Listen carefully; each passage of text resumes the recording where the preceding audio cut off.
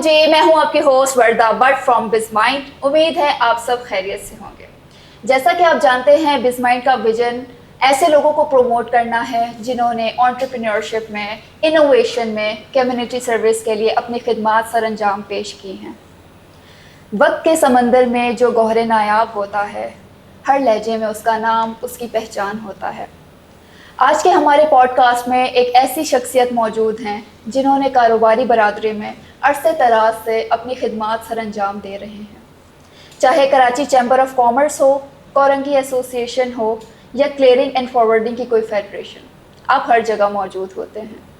आपका एक और तारुफ ये है कि आप पाकिस्तान बिजनेस ग्रुप के पैटर्न इन चीफ भी हैं, और आपका तजुर्बा ना ही real estate builders and developer से है, बल्कि आप custom clearing and retail industry से भी वसी तजुर्बा रखते हैं। आइए आपका तारुफ करवाते हैं मोहम्मद साजिद मुगल साहब से। जी अस्सलाम वालेकुम सर, कैसे हैं आप? ठीक है। साजिद साहब, सबसे पहले तो मुझे ये बताइएगा कि आप क्या सोने का चमचा लेकर पैदा हुए थे या किस तरीके से आपकी ये जर्नी रही है? थोड़ा हमारे ऑडियंस को बताइएगा अपने काम के बारे में। नहीं हमारा तो मेरा जो बैकग्राउंड है वो एक बड़े ही, मेरे वालिद साहब जो थे वो सरकारी मुलाजिम थे और सिविल एविएशन के रिटायर, मतलब और उनके साथ तो, बल्कि मेरे वालिद साहब के साथ तो एक ऐसा हादसा हुआ कि मेरे वालिद साहब जब पाकिस्तान बना तो जब वो 2 साल पहले यहाँ आए थे तो वो पहले यहाँ पे हमारे पास एक इदारा था ADA, एयरपोर्ट डेवलपमेंट अथॉरिटी। पहले डेवलपमेंट अथॉरिटी था, फिर एयरपोर्ट डेवलपमेंट, PWD था पहले, फिर एयरपोर्ट डेवलपमेंट अथॉरिटी बना, फिर उसके बाद जो नहीं सिविलेशन। तो मेरे वालिद साहब को तो पेंशन भी नहीं मिली, किसी ने एक्सेप्ट ही नहीं किया कि भाई पेंशन वो पुराना वो जो ADA देगा, एयरपोर्ट डेवलपमेंट अथॉरिटी या सिविलेशन। तो हमारे वालिद साहब ने विरसे में कुछ नहीं छोड़ा, एक सरकारी मकान था और सरकारी मकान से हम मूव होके फिर अपने एक किराए के मकान में आ गए थे। हम 5 भाई, एक बहन हमारी है। बहन की शादी हो गई थी, 2 भाई बड़े हमारे बाहर शिफ्ट हो गए थे, हम 3 छोटे यहाँ पे थे। तो बस अल्लाह ताला ने, हम तो कोई सोने का चमचा नहीं लेके पैदा हुआ, बस ये है कि उसमें एक इंटर करने के बाद उस वक्त एक रुझान था बाहर जाने का, तो उस रुझान को हमने पिकअप किया और हम भी बाहर निकल गए और बाहर जापान गए, वहाँ से डिपोर्ट होकर वापस बैंकॉक आए। फिर वहाँ पे हमने अपनी जो है ना लाइफ का स्टार्ट किया, कारोबारी, बैंकॉक, सिंगापुर, मलेशिया, सामान को ले जाना, देना, उठाना, जिस तरह का बिज़नेस होता था कि यहाँ से माल लेके वहाँ बेचना, ये करना, उसमें अल्लाह ताला ने हमें कामयाब किया। फिर हम अपने मुल्क वापस मूव हो गए और यहाँ उस वक्त से लेके वो दौर और आज का दौर है, अल्लाह ताला ने बस वो काम में लगे रहे, मेहनत करते रहे, बल्कि रातों को हमने हम एक टाइम ऐसा था कि 3 साल हमने रात जागी। अच्छा। हाँ, वो उस टाइम स्ट्रगल थी बहुत ज़्यादा, कुछ करना था, कुछ चीज़ें थी, शादी करनी थी, कुछ मसले थे, तो वो एक दौड़ लगी हुई, तो उसमें हमने फिर अल्लाह ताला ने मेहनत जो है इंसान की, अल्लाह ताला कभी रायगा नहीं। बिल्कुल ऐसी अगर आपने कोई चीज़ ठान ली है कि आपने करना है तो आप उसमें लग जाएं इंशाल्लाह और अल्लाह से मांगें तो इंशाल्लाह कामयाब होता है इंसान। सबसे अच्छी बात मुझे आपकी ये लगी है कि आपने बताया कि जितनी स्ट्रगल आपने की है और जब आप कामयाबी की तरफ बढ़ गए तो आपने ये नहीं सोचा कि हम दूसरे ममालिक में ही अपनी ज़िंदगी आगे बसर करें। आप अपने मुल्क वापस आए और आपने अपनी खिदमत सरअंजाम यहाँ पर देना शुरू किया। वरना अमूमन ऐसा हमारी मेंटालिटी लोगों में हो गई है कि उनका ये विजन होता है कि हम बाहर सक्सेसफुल हो जाएं, जो भी उनकी सक्सेस स्टोरी है, जो भी उनका विजन है, वो बाहर के लोगों के लिए अपनी सर्विसेज प्रोवाइड करते हैं। लेकिन मेरा तो अभी एक बिज़नेस पुर्तगाल में भी है, लेकिन मैंने बाकायदा एक सिस्टम ये रखा है कि वहाँ से पैसे कमा के हम ये लेके आते हैं। ज़बरदस्त। और हमारा मेन मुकाम यहीं पर ही है, सारी यहाँ पे मेन जो सेटअप है वो सारा कराची में। That's great. I'm glad to hear that. अच्छा, मुझे अब ये बताइएगा कि FPCCI और federation Pakistan chamber of commerce आपकी सरगर्मियाँ किस तरीके की तजुर्बात आपके रहे हैं? I mean, वहाँ पर बहुत सारी एक्टिविटीज़ होती रहती हैं और इस तजुर्बे से आपका क्या एक्सपीरियंस है, किस तरीके से आप?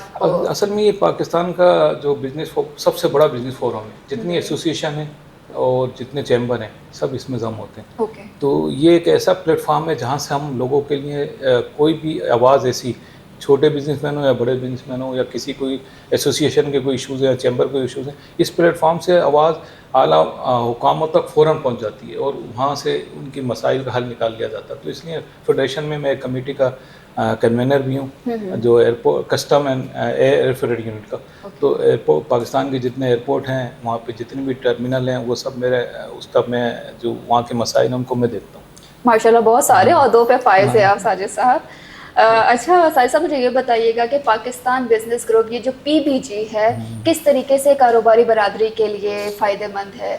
बहुत सारे, जहाँ तक मेरा ख्याल है कि एक नेटवर्किंग प्लेटफॉर्म है और लोग जितने भी बिजनेसमैन हैं एक दूसरे से इंटरेक्ट करते हैं, लेकिन इसको थोड़ा सा ब्रीफ बताइएगा कि वहाँ इंटरनल एक्टिविटीज़ किस तरीके, इसको लोग ज्वाइन कैसे कर सकते हैं, इंटरनल एक्टिविटीज़ किस तरीके से ऑर्गेनाइज हो रही हैं और इसके फ़ायदे आखिर क्या है? असल में मेरे लिए एक अच्छा जो एक खुश नसीबी है वो ये है कि मैं इस PBG में फाउंडर मेंबरों में से हूँ। That's great. जब ये PBG बनी है तो हम 8-10 लोग थे फराज भाई के साथ। तो जब ये PBG बनी, हमारा कॉन्सेप्ट था कि हम जितने बिजनेस कम्युनिटी है उसका एक फ्रेंड ग्रुप बना रहे हैं। ओके। और आपस में एक दूसरे के मामलात, एक दूसरे के कारोबार को डिस्कस करना, उनसे उनके कारोबार में आगे, अगर कोई हमारे पास ऐसी दोस्त यार हैं जो इन्वेस्टमेंट करना चाहते हैं तो एक दूसरे से उनका तारुफ करके, तो इसमें सबसे ज़्यादा फ़ायदा इसमें यही हुआ है कि हमने लोगों को आपस में एक टेबल पे बिठाया है। अच्छा। और एक दूसरे की कारोबार के अंदर सपोर्ट करने के लिए और एक दूसरे के मामलात को जानने के लिए बेहतरीन हमने एक प्लेटफॉर्म बनाया है जिसमें हमारे अच्छे मेंबर हैं और मैं इस वक्त डिप्टी पैटर्न चीफ भी हूँ। तो हम ये हर महीने 2 महीने में गैदरिंग रखते हैं और उनके इश्यूज़ भी सुनते हैं, चीज़ें भी करते हैं, और ई-कॉमर्स वगैरह और बाकी चीज़ों के ऊपर भी होती है डिस्कशन। तो उसमें लोगों ने, हमने ये देखा है कि हमारे कितने दोस्त हैं जो अब एक दूसरे के साथ कारोबार में जुड़ गए हैं। ये एक तरह से PBG रिलेशनशिप करा रही है कारोबारी लोगों की आपस में। तो बहुत अच्छा प्लेटफॉर्म है, बहुत सी इससे अपॉर्चुनिटी हासिल हुई है।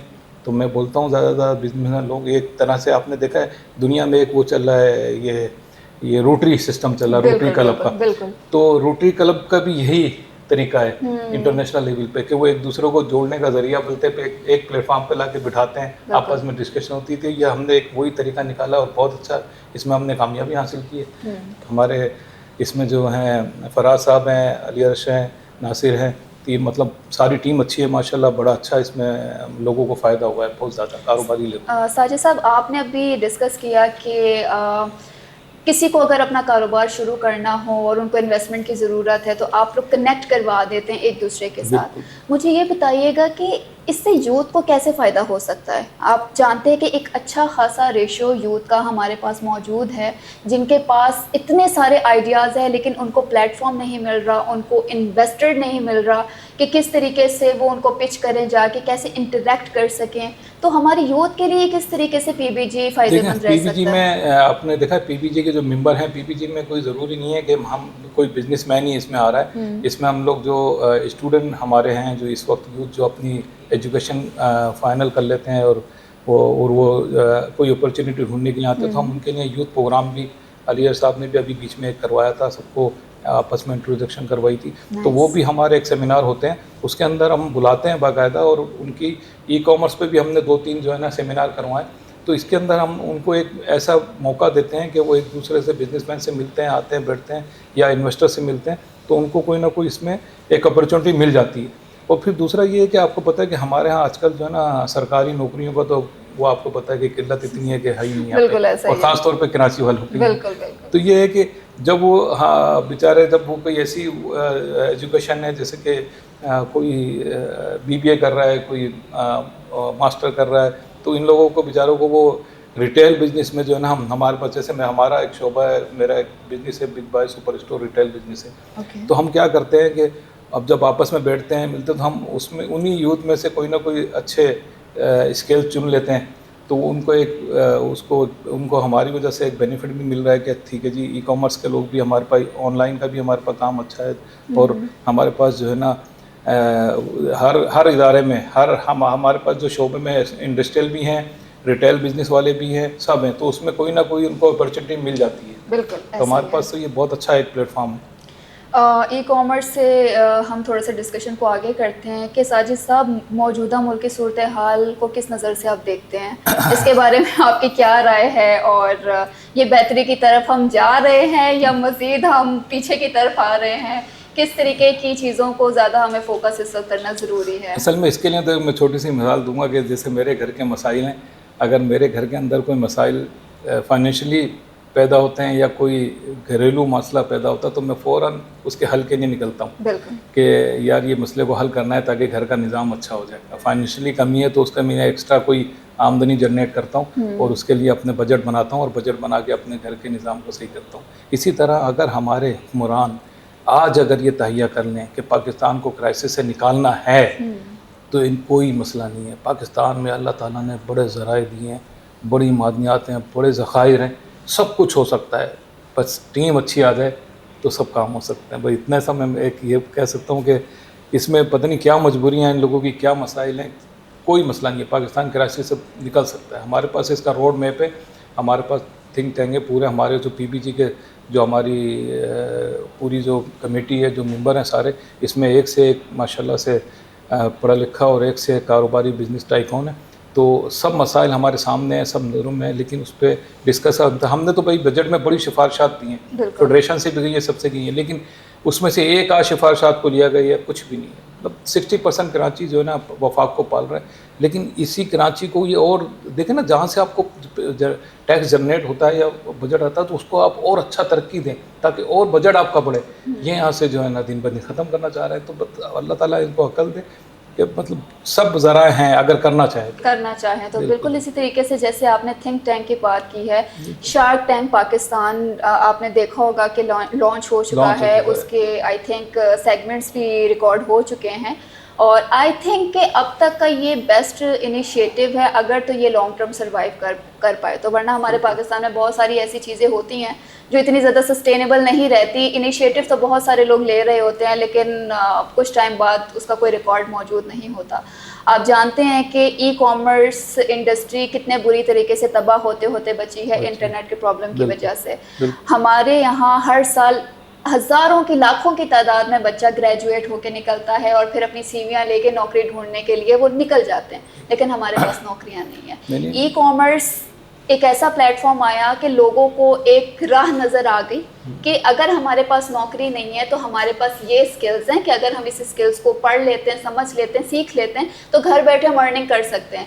एक अच्छा खासा रेशो ई-कॉमर्स की तरफ डाइवर्ट हो गया, माशाल्लाह बहुत सक्सेसफुल रेशो की तरफ जा रहे थे, अचानक इंटरनेट का इशू आ गया, ई-कॉमर्स इंडस्ट्री तबाह होते होते बच गई। अभी हमने इसका डिस्कस फेडरेशन में भी हमारी इस पर एक बाकायदा पूरी एक सेमिनार हुआ है और हमने इस पर बड़ा ज़ोर दिया कि इस मसले को हल करें।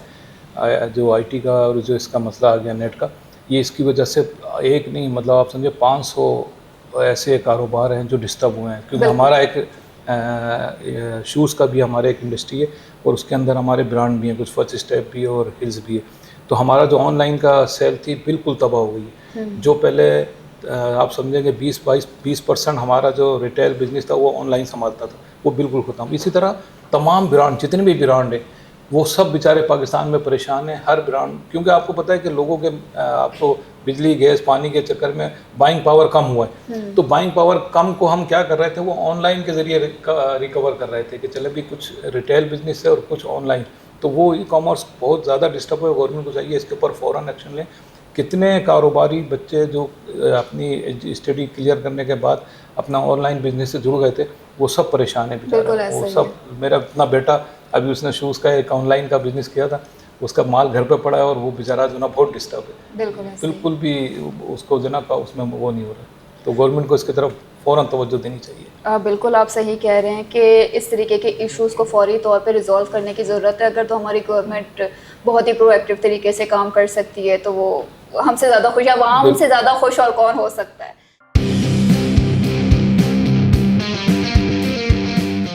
Welcome back. साजिद साहब, KCCI में 21 सितंबर को इलेक्शंस होने जा रहे हैं, डिफरेंट पैनल्स बने हैं। आपका कौन सा पैनल है और आपका क्या विजन है इस पैनल को लेकर, ज़रा उसके बारे में हमें थोड़ा सा बताइए।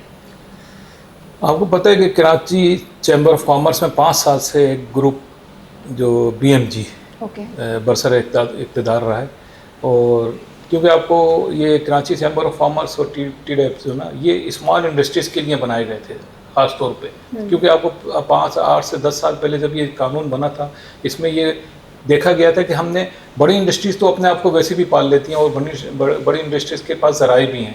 छोटी इंडस्ट्रीज़ जितनी भी, जैसे आप देखें चाइना में और जापान में ये रहा है कि छोटी इंडस्ट्रीज़ को वो अडॉप्ट करते हैं, तो ये बना इसीलिए कहता है कि छोटी इंडस्ट्री, स्मॉल इंडस्ट्रीज जो है उनको हमने सपोर्ट करना है और उनको हमने गवर्नमेंट लेवल पे ऐसी सपोर्ट देनी है कि वो अपने किसी कारोबार में जिसमें वो कहीं उनको कोई मसाइल हो तो उनको फ़ौरन हमने गवर्नमेंट टेकअप करती थी। तो इसलिए ये बना था। लेकिन अब यहाँ 5 साल से हम ये देख रहे हैं कि ये जो ग्रुप था कासिम सिराज तरीन साहब ने बनाया था, तो लेकिन उसके बाद अब इसको लीड जो कासिम सिराज मरूम साहब, वो मरूम है, अब तुम अल्लाह ताला उनको जन्नत नसीब करे। उसके बाद अब जुबैर मोती वाला इनके सरबराह है। तो अब आप देखें 5 साल से ये वो अशरफिया टोला है जो कि इस पर बैठा हुआ है और निचले जो स्मॉल इंडस्ट्रीज़ है, जो एसोसिएशन है छोटी, जो मार्केट वाले हैं, जो ताजिर हैं, उनको नज़रअंदाज कर दिया जाता है।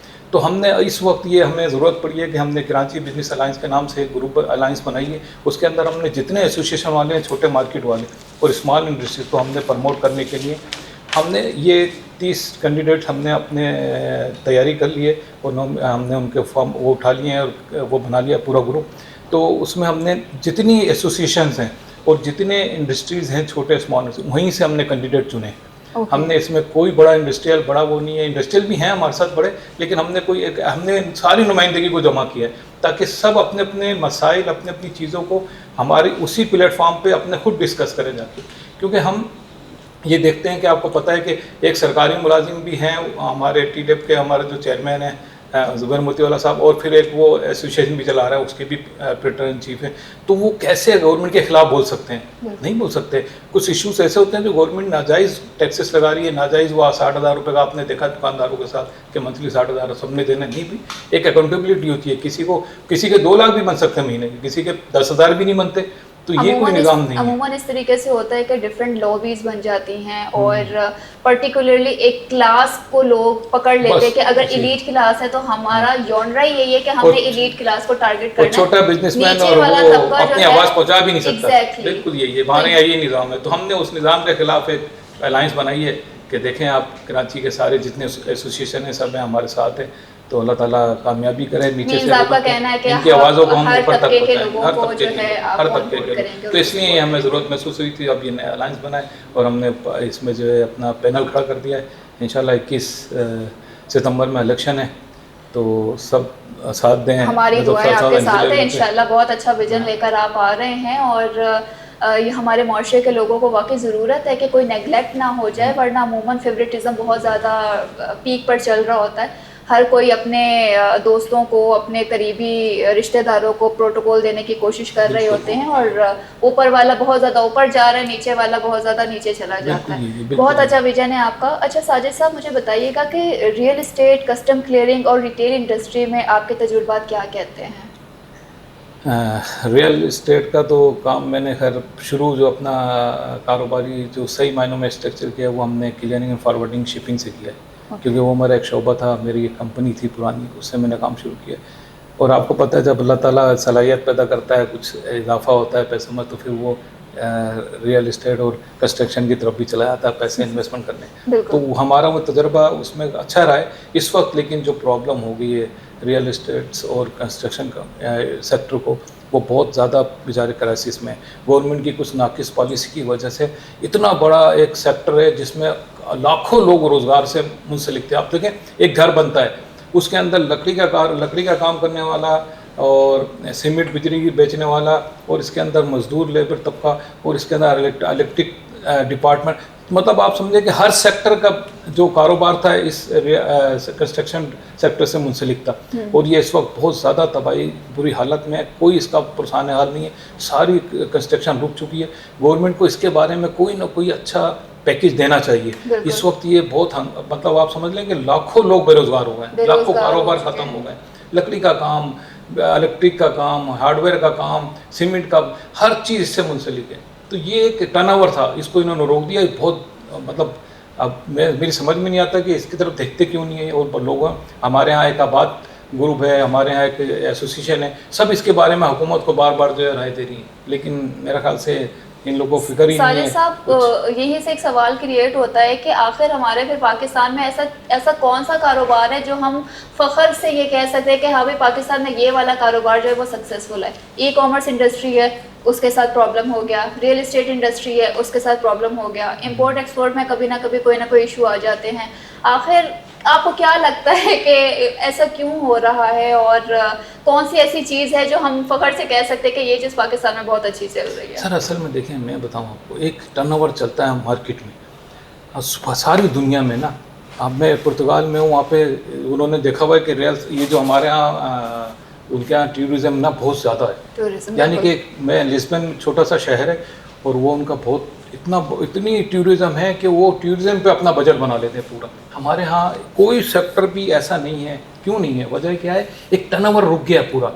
हमारी जो 70% जो हमारी पॉपुलेशन है वो तबका जो है ना बिल्कुल कमज़ोर है। और आपको पता है इस वक्त ये पोजीशन है कि हमारे नॉन फूड, जब फूड आइटम तो लोगों ने खरीदना ही है ना, लेकिन अब नॉन फूड बिकना बंद हो गया है। नॉन फूड में जैसे टेक्सटाइल आइटम है, इलेक्ट्रॉनिक आइटम है, जो पहले 2 पैंटे या 2 शर्ट खरीदता वो बेचारा 1 पे आ गया, क्योंकि वो बिजली पानी गैस के मसाइल में ही फंस गया है ना, वो पूरा ही नहीं कर पा रहा है। तो जो हमारा जो 70% तबका है वो बाइंग पावर उसका खत्म हो गया है। बाइंग पावर खत्म होने से हर बिजनेस रुक गया है। देखें, जो पहले अपनी सेविंग को क्या करता था, एक फ्लैट ले लेता था, कोई मकान खरीद लेता था, वो वहाँ किराए पे दे देता, तो वो उसकी एक एक्स्ट्रा आमदनी हो जाती। बिल्कुल ऐसे ही। तो ये जो एक्स्ट्रा आमदनी जो बेचारा बचाता था, सेविंग करता था, वो खत्म हो गई, क्योंकि उसका बजट ही नहीं बन रहा पूरी। इसमें 2 लाख रुपए भी हों तो कम है, 3 लाख हो तो वो भी कम है। तो बजट जो बनाते थे बेचारे, उसकी वजह से हमारा कारोबार जा रहा है, खत्म हो रहा है।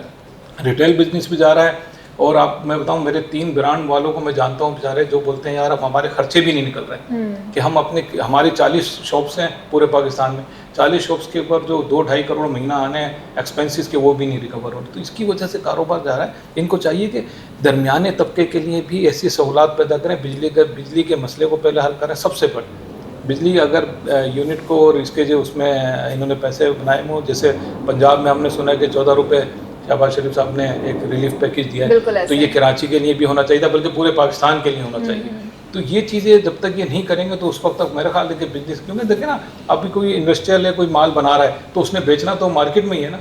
जब उसकी बाइंग पावर लोगों की ख़त्म ही हो जाएगी तो ये कैसे कामयाब? एक नॉर्मल बंदा भी अगर जितना कमा रहा है वो पानी बिजली गैस के खर्चे पूरे करने के बाद अपनी ज़ात पे लगाने के लिए उसके पास इतना नहीं है कि वो कुछ ना कुछ कर सके, कुछ एक्स्ट्रा वो अपने लाइफस्टाइल के लिए कुछ कर सके।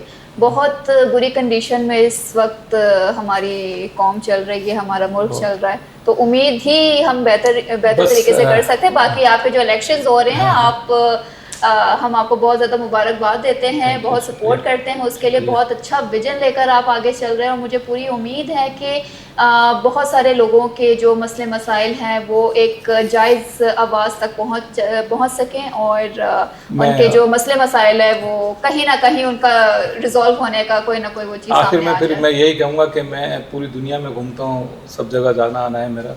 मैंने ये देखा है कि अपने हकूक़ के लिए लोग बाहर निकलते हैं। और पेरिस आप देख लें, अभी वहाँ पे थाईलैंड में भी ये वो आज से 1.5 साल पहले ये वाक़या हुआ था कि 10 लाख लोगों ने अपने जो उनका स्कूल की और बसों के किराए बढ़ाए थे खाली, वो सारी कौम बाहर निकल आई थी और उन्होंने हुकूमत को मजबूर कर दिया था अपने मुतालबात मनवाने के लिए। तो हम दुआएं, अल्लाह ताला भी बोलता है कि भाई दुआ करना आपका हक है, आप करें, लेकिन जब तक आप अमली काम नहीं करेंगे उस वक्त तक अल्लाह ताला भी जो है ना आपको, आप घर से निकलते हैं कमाने के लिए जाते हैं तो अल्लाह ताला उसमें मदद करता है। तो लिहाजा अगर कोई ऐसा हुकूमती कानून बनाए जो अवाम और लोगों के लिए, बिजनेस कम्युनिटी निकलते तो आवाम को निकलना पड़ेगा। अगर नहीं निकलेंगे तो हमारे साथ ये मसले चलते रहेंगे।